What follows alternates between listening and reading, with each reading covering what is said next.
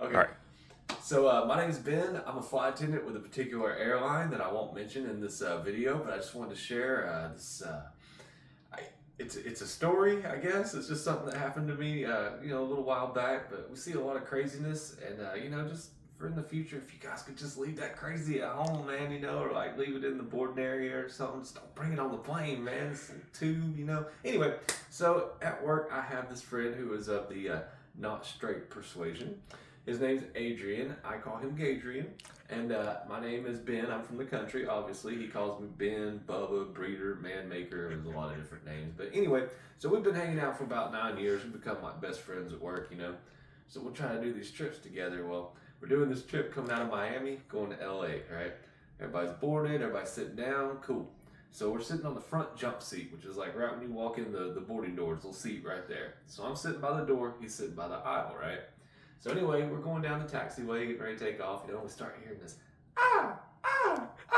coming from the back of the plane. So I'm like, Adrian, what the hell's going on back there, man? So he does like this, he looks over and his eyes get real wide, his mouth just falls open, right? I'm like, what am I about to see, man? Because if you can make this dude make that kind of face, like something's going on back here bad. But he just grabs me by my arm and pulls me over. Whew. There's a guy in the back of the plane, between the back two labs. He ain't wearing nothing. Not socks, not a smile. He ain't got nothing on but body hair, man. And this dude is just happy to exist, okay? But then he takes off at not like a jog, but like a kind of in between a walk and a jog, gets up to the emergency exit row, stops, plants his feet, and starts rotating his man branch like he's gonna take off on his own propeller, right? So we're perplexed, if anything. I look over at my friend, I'm like, dude, the moment's finally here, man.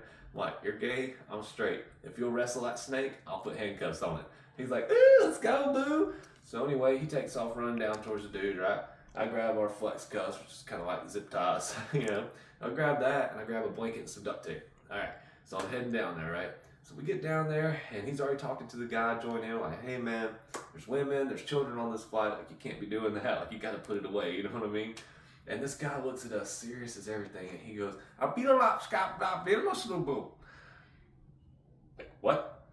So anyway, we try to explain it to him again, same response.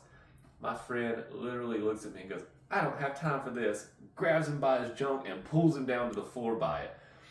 I'm stunned. I don't even know what to do. He looks up at me, he goes, do I just have to hold this all day or you gonna come down here and do something? I was like, oh my God. So I'm trying my best, I'm keeping that composure going. The only thing in my mind and where I'm focused is like, I have to get down here and put these zip ties on his arms, right? But like, as I'm going down, I'm looking at my knee and there's the valley, the place you don't want to go. Okay? So I'm trying to like make a nice landing on a mountain, like one of the nice mountain passes, and then I can, So of course I hit the mountain and slide right into the valley. Sucks. Ugh.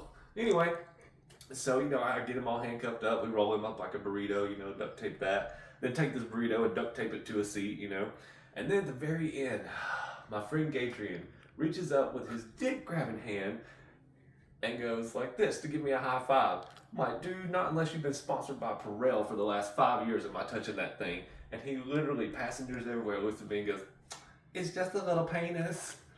I lost control, man. That was it, dude. I just started laughing like a mofo.